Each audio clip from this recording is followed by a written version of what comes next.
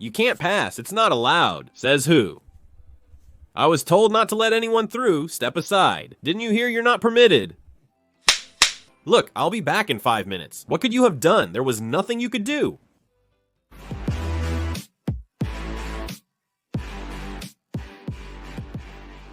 Hey, hi, I'm Gigi. Man, I still remember my first day of school. The fear I had. The older kids warned me that school is different from home, and you'll encounter evil there. The first shock was having to wake up at 7 ante Meridium. At 7, man, it was barely getting light, damn it. That walk to school felt like it lasted forever, even though I lived just 10 minutes away. And with every step, with every meter I moved forward, I felt like my freedom was coming to an end. Monsters, ogres, twisted mythical creatures would get their hands on me and feed on my fear and suffering. I arrived at the schoolyard where numerous children were crying, attempting to flee and escape the grasp of the demon known as school. But they were stopped by their parents. Some were persuaded with kind words, others got a few slaps, but no one escaped. It's not that bad, Dad. You get used to it quickly. What? You get used to it quickly. There's nothing to be afraid of. Oh, I wasn't scared. I saw you trembling a bit. From the cold, it's a bit chilly. The cold and my fear were overwhelming. If I had been alone, I would have cried like those guys. After a few days of school, it wasn't as bad as expected. My classmates were also scared, just like me. The teacher wasn't really a monster, just a regular person. She taught us games and read us stories. In the first 2 weeks, it was better than at home. I couldn't wait to get there. How is school, Gigi? I like it. What's there to like? Are you stupid? Why? Just wait until she hits you. Almost like my grandma. Maybe it's just yours, you fool. No, Sentiuch, they're all like that. No, damn it, she's playing with us. She's reading us. She's like a wolf in disguise, as in Little Red Riding Hood or the goat and her 3 kids, until she catches you. Can't you hear she's playing with them? What wolf are you imagining? Yeah, I like it. We're talking and playing together. She can't possibly be a wolf. That's what the lamb says before the slaughter, too. Quit talking. Then we played ball in that yard. We had no television games yet. Man, we didn't even have a Tetris. I play whatever I want, whenever I want, using this cool app I found. Besides the fact that I can find my favorite little games, I even get paid for it. Can you imagine, man? My childhood dream. The app is called Cash Duck, and it works really well. I've already saved up some money in my account. I'm not getting rich, but a little extra cash is always good. You can request your first payout after collecting a cent. No need to make big bucks. Requesting a payout is quick and easy with just a PayPal account. Look how it looks, man. You might have fewer offers here, but the more you play, the more offers will show up. As you can see, I've played a few puzzle games. We have to feed our brains with something too. You can find various small games here. I've already earned 5 cents in just half an hour. I also checked on Google Play. Here's the app's rating and download count. Hold on, I'll quickly show you how I withdraw the money too. Let's see how it works. All done. I got the proof almost instantly. Check the link in the description. Download it, play, and earn some cash. It's easy. Plus, you support me and the channel. Besides that, the app also has a referral system. You can invite your friends and earn up to 30% of what they earn. It doesn't get any better than this, bro. Download Cash Duck now using my link in the description or QR code on screen to earn money playing games. Now, back to the story. Morlaku had spent a year in kindergarten and understood how it operated. After a few days, our teacher began shedding her sheep's clothing as well. She was a wolf, just as Morlaku had said. One day, she was reading us a story, and as usual, we were sitting with our heads on the desk, listening. I was tired and dozed off for 5 or 10 minutes, but then I woke up with her next to me. Gigi. Yes, ma'am. What are you doing? Sleeping in class? No, I was listening to you. You were listening to me. What were we talking about? About the story, with the dragon and the prince, with the little dog chewing on a bone. Yes, ma'am. Everyone in the class started laughing. Even the teacher was laughing. All right, sit down. I'm sitting down. When she slapped me in the back of the yard, the whole class went silent. I was shocked, not knowing what hit me. You'd think I got hit by a train. Back then, they had such strong hands. You'd think they'd been digging with a shovel their whole life, like shovels themselves. That day, 3 or 4 more got slapped, the next day the same, and so on until the creature had us firmly in its claws. It became our normal. We were obedient, a flock of sheep led by a wolf. Back then, teachers would beat you severely, and everyone was okay with it, unlike now. You must have done something. Man, for the most part, that was true. We did do something, but a lot of times you got hit for nothing. They'd call you to the blackboard. If you didn't know what 2 times 3 was, you'd get 2 slaps on the back of the neck. If you didn't know the poem, they'd hit your fingers with a wooden ruler. A wonderful feeling. Your hand would swell up for 3 hours, throbbing like a fish out of water, and you still had to write with it, otherwise you'd get 2 more. The girls usually got off easier because they studied more. They often got hit during math class, not knowing what 2 plus 7, 3 equaled. He would grab their ponytails and hit their heads on the blackboard. Or against the wall if they were lucky. You'd see some of them drop to the ground, knocked out cold. Maybe it sounds strange or exaggerated to you, but that's how it was, man. You'd really get it. Punishments included standing in the corner or at your desk with hands raised. I never experienced the walnut shell punishment, but older kids said they went through it a few times. For us, there was also kneeling on chestnuts. Probably walnuts were rarer and more expensive. In 4 years, I only got slapped 4 or 5 times, hit with a ruler on my hand a couple of times, and had to keep my hands up 2 or 3 times. It was torture. I excelled as a student, particularly in math, where most kids struggled with addition and multiplication tables. Math is truly special. Studying it is not enough. You must also understand it, or else it's meaningless. You can memorize those formulas all you want, but if you don't know how to apply them, it's the same thing. It's a skill, an ability you're either born with or not, just like talent for drawing, music, or gymnastics. No amount of childhood discipline could have turned me into Marian Dragulescu. It's just like how some people could never become mathematicians, no matter what. And anyway, there's too much emphasis on mathematics. Aside from simple addition and subtraction, maybe the multiplication table, arithmetic in general is useless in life, especially now when you basically have a supercomputer in your pocket. I remember how the math teacher used to say, "Do you think you'll have a calculator in your pocket your whole life?" Yeah, man, I was in 2nd grade and the routine was already set. It was like we were the Chinese at parades, damn. At 7:30, I was in the schoolyard. We lined up, all dressed in uniforms, lined up by class and height. Then we sang the Romanian anthem, which we knew by heart. Next, we entered the classrooms. We waited for the teacher to stand, greeted her in unison with "Good afternoon," and sat down. At times, another teacher would enter. As usual, we stood, greeted them, and sat back down. If any of us made a mistake, it was a disaster. We were in big trouble. Starting from 2nd grade, Ilyaska, the principal, began visiting our class occasionally. She would sit in the last desk and attend the class. Then the pressure was on the students who were doing well, including me. The teacher would only ask us. We sat there frightened, like there was a boogeyman in the school. The older students told us all sorts of things. One day, when the teacher was absent, Ilyaska substituted for her. We had drawing, music, and sports classes that day. She was nice to us. We got out of the harder subjects. We preferred her over the regular teacher. Mysteri. She's not that bad. Yeah, Asule, she's actually pretty cool. Maybe she's stricter during her own classes. It's possible, but she doesn't seem that dangerous. Man, she wasn't. At least not with us. Not back then. Besides the French teacher who taught us French since 2nd grade, and the primary school teacher, of course we got along and knew the principal best. We were her favorite class, at least that's what she told us. Then 3rd grade came, and with it, school duty. We were called in alphabetical order and had to stay in the teacher's lounge all day. We had a little bell that we had to run through the hallways with and ring for the start and end of classes. If someone came, we had to ask who they were looking for, then take them to that person, not let students enter or leave through there. Call students and bring them to the teacher's lounge at a teacher's request. We were slaves, doing everything, but I disliked having to stay there alone.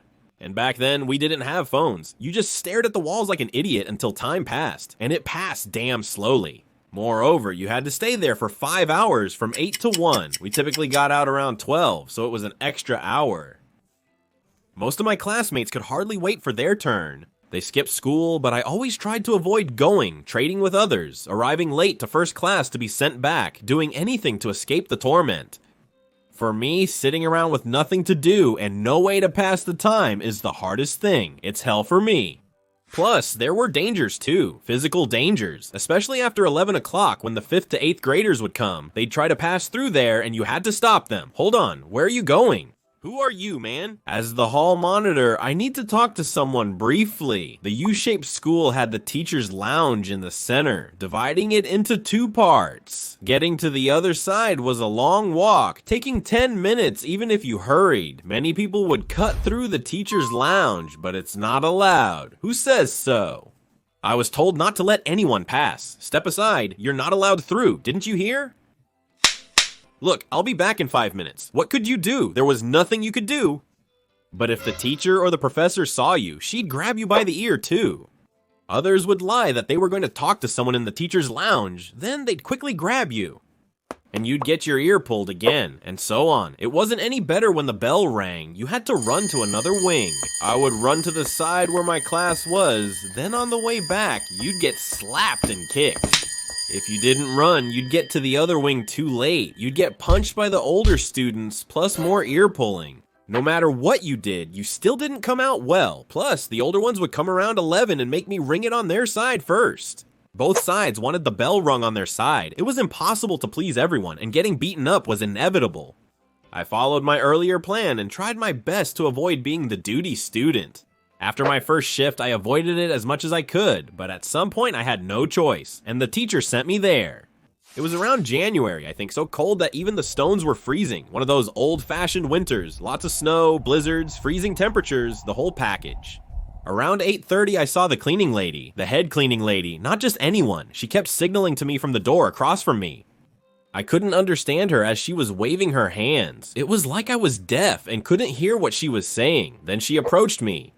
Did the director come? No. Didn't you see my signals? Yes, but I didn't understand them. Watch the door and signal if you see her. She wanted to stay by the warm stove without getting caught by the old lady. She arrived around 9 and a bit, not earlier. She greeted them, asking if anyone was looking for her. No one was. I was expecting a call. Didn't the phone ring? I didn't even know I was supposed to answer the phone. He was in the secretary's usual room, but she was absent that day. I had heard it ring a few times, but I didn't know it was my job. I don't know. I don't think so. What do you mean you don't know? Are you stupid? She answers the phone after 3 rings, talks, and returns.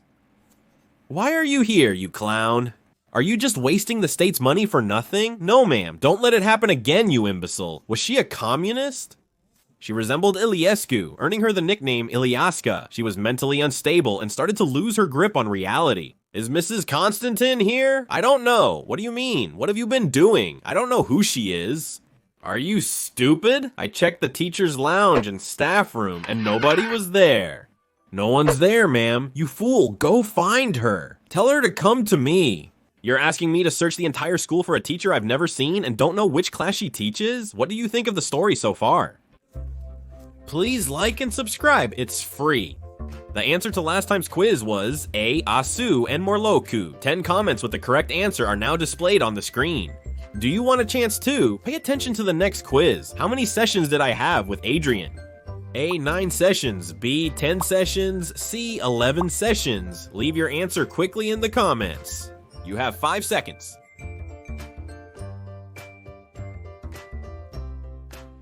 Ready? Did you answer? And now, back to the story. I went from classroom to classroom. In the end, I found her.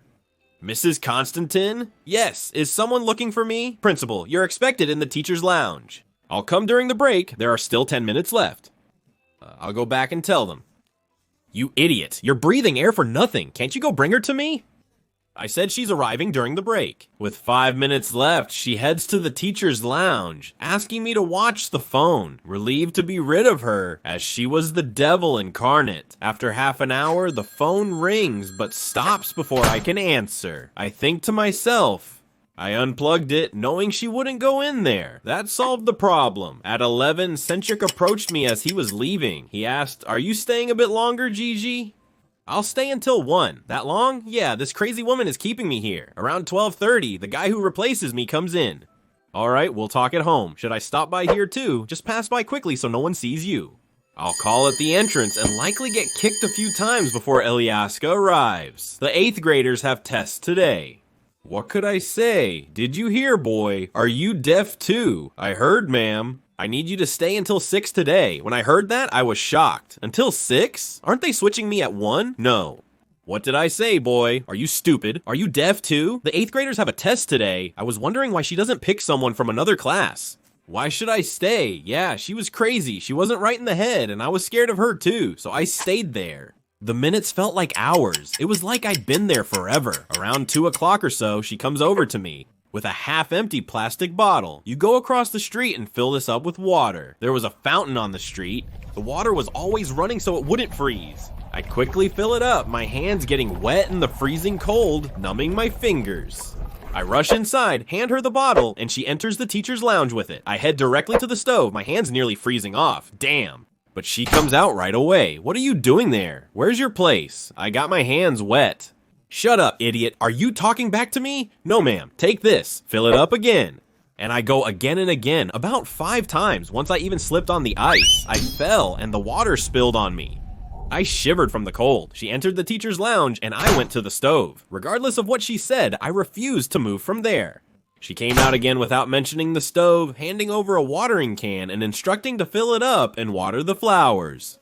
Yes, Mrs. Principal. She had already watered the ones in the teacher's lounge. There were about 10 more flower pots in that hallway.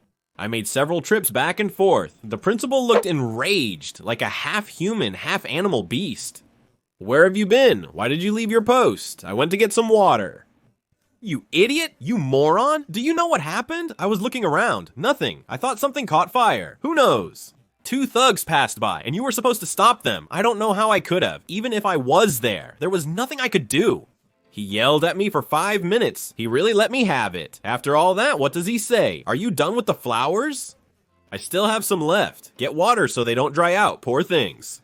The Twilight Zone again and again. I went, made 4 or 5 more trips. I was frozen, glued to that stove, like a stray clinging to some fool with money. And then 2 guys show up. They signal if they can pass. I nod, yes. But just then, a teacher comes out of the staff room. She was the math teacher, Costal's future homeroom teacher. But I didn't know who she was back then. What are you doing? You let them pass? Why are you standing here? I told them, but they ran off. The devil also comes out. The math teacher told her she heard the noise. You idiot, you moron, what did I tell you? And what are you doing by the stove again? I've been bringing water all this time. My hands and feet got wet, they're frozen. That's all it took. It got even worse. I think she even called me handicapped. In the end, that math teacher took her. Come to the teacher's lounge. He's just a kid. Go sit and pay attention. It's already past 3. I had sent her away for a while as she taught chemistry and physics to 5th to 8th graders. I was alone in the teacher's lounge when Senchiuch arrived. What are you doing, Gigi? It's 3 o'clock. She keeps me here until 6. Mom sent me to see what you're doing. This woman is crazy. The principal wouldn't let me leave, saying there are papers to grade and she has no one else. She should find someone else to do it. All of them. How the hell? That's not possible, man. Come on, go. The crazy woman will come and get mad at me. Senchiuk left, but I was really hungry, and thirsty too since I didn't even have any water. I was also freezing from the cold. I was just thinking about how to get out of there. I considered going home, but that crazy woman would expel me. I then thought about telling her my parents knew nothing about me. They get worried. It was 3:45. I was getting ready for the bell to ring, but then I remembered the phone. If I left and she saw it unplugged afterward, that wouldn't be good at all. I hastily plug it back in, the bell rings, and I wait for her. Will she come? Mom, I can't stay anymore. What do you mean? Are you on duty? But I was supposed to stay until 1. It's already 4. That's not possible. You stay until 6. My parents don't know. How do they not know? Didn't you tell them yesterday? I didn't know either. I filled in for a colleague today. It just came to me. I thought I'd try. Yes, it's not good for them not to know about you. Do you live far away? Half an hour away. She didn't know where I lived. Okay, go. I'll manage somehow. You did a very good job. Thank you. Good afternoon. Good afternoon. She was unwell, I mentioned. And when they went out the door, the phone started ringing too. I didn't stay any longer. I quickly took off. She said she kept calling, but the phone was off. That crazy woman was driving me insane in there. Man, honestly, for me, it was a nightmare of a day. I was in hell, bro. School back then had some good things too. But there were also a lot of crazy messed up people, straight up ready for the asylum, and she was the principal. Can you imagine? Still, she wasn't nearly the most dangerous one at school. She was mainly just talk. Others were far worse. Complete psychopaths. That's all for now. If you think school is hard, don't worry. It used to be much harder. Don't forget to use my link in the description to download Kishta. You play and earn a few bucks. It's not bad at all. Until next time, we'll meet when we see each other. Alright, bye.